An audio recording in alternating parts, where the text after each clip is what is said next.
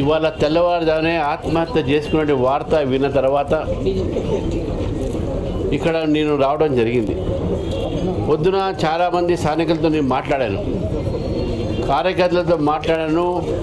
వాడు కుటుంబ సభ్యుల దగ్గర పోయి అసలు ఏమైంది కనుక్కోమని కూడా చెప్పడం జరిగింది. ఇక్కడ స్థానిక నాయకులు నాకు వారి వీడియో కూడా పంపించారు. వారి చనిపోయినటువంటి ఒక భార్య ఆమె స్పష్టంగా చెప్పింది, ఎలక్షన్స్ ఉండగా నేను ధీమాతో గెలుస్తున్నాను, ఆ గెలుపు తప్పకుండా నేను గెలిచి ఈ యొక్క వార్డు పనిచేస్తాను, సేవ చేస్తానని చెప్పి నాకు వేధింపులు జరుగుతున్నాయి, భయపెట్టిస్తున్నారు, బెదిరిస్తున్నారు. కాబట్టే నేను గెలుస్తాను కాబట్టి నన్ను బెదిరిస్తున్నారు కాబట్టి ఆ భయంతో స్థానిక రాజకీయ నాయకులు కానీ, మినిస్టర్ కానీ, ఎమ్మెల్యే కానీ వీళ్ళ ఒక ఒత్తిడి వలన అతను ఆత్మహత్య చేసుకున్నట్టు భార్య పొద్దున చెప్పింది.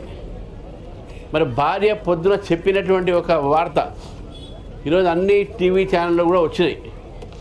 మరి ఈరోజు ఇప్పుడు నీకు రాగానే ఇక్కడ స్థానికంగా పోలీసులు ఎఫ్ఐఆర్ని కూడా మార్చడం జరిగింది. ఏంటంటే ఆమె సంతకం తీసుకున్న, చదువు రాదు ఆమెకు, దాంట్లో రాసి కింద సంతకం తీసుకున్నారు. దాంట్లో ఓడిపోతాన భయంతో నేను ఆత్మహత్య చేసుకున్నాడు మా ఆయన చెప్పి చెప్పడం జరిగింది. ఇది ఎంత అబద్ధము!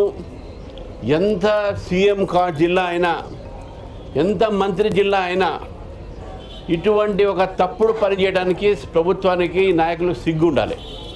ఇది రేవంత్ ప్రభుత్వమా, రాబందర్ ప్రభుత్వాన్ని ఒకసారి మనం ఆలోచిస్తాం. ఇది ఆత్మహత్య కాదు, ఇది హత్యగానే మేము భావిస్తాం. పోలీసులు కూడా చెప్తా ఉన్నాను నేను, మీరు నా చట్టపరంగా మీరు పోకపోతే తీవ్రమైనటువంటి పరిణామాలను మీరు ఎదుర్కోవాల్సి వస్తుంది. మీరు కార్యకర్తలు గారు, మీరు గవర్నమెంట్ జాబ్స్, గవర్నమెంట్ ఉద్యోగస్తులు, మీరు ప్రజలకు అందరి రకాలుగా మీరు సహకారం చేయాలి. ఒక పార్టీ కోసం మీరు పోలీసులు ఉద్యోగం లేరు. ఏ విధంగా మీరు మారుస్తారండి ఎఫ్ఐఆర్ ఒక వర్షాన్ని? ముఖ్యమంత్రి చెప్పని మారుస్తారా? మన మంత్రి చెప్పని మారుస్తారా? ప్రజలు ఏం కావాలి ఈ యొక్క జిల్లాలో? తప్పుడు ఎఫ్ఐఆర్ ఎట్లా రాస్తారు? ఒక చోటనో ముఖ్యమంత్రి గారి తమ్ముడే అన్నను వచ్చి పార్టీ మార్పిస్తారు మా వాళ్ళని. అక్కడ కూడా ఎస్టీ లంబాడ, ఇక్కడ ఎస్టీఏ.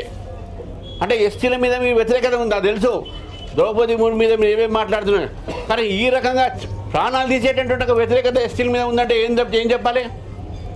నేను డిమాండ్ చేస్తూ ఉన్నాను, వెంటనే ఎఫ్ఐఆర్ మార్చాలి. ఇది ఎన్నికల సంబంధం కాదు, ఇది ఒక మనిషి ప్రాణం సంబంధం, ఒక ఎస్టీ కుటుంబానికి సంబంధించింది, ఒక ఎస్టీ వర్గానికి సంబంధించింది. 45 సంవత్సరాలు మంచి భవిష్యత్తున ఓడిపోతే మళ్ళీసారి చేస్తాడు. అందుకైతే ఏముంది, దానికి వయసు ఉంది కదా, ఎందుకు చేశాడు అట్లా?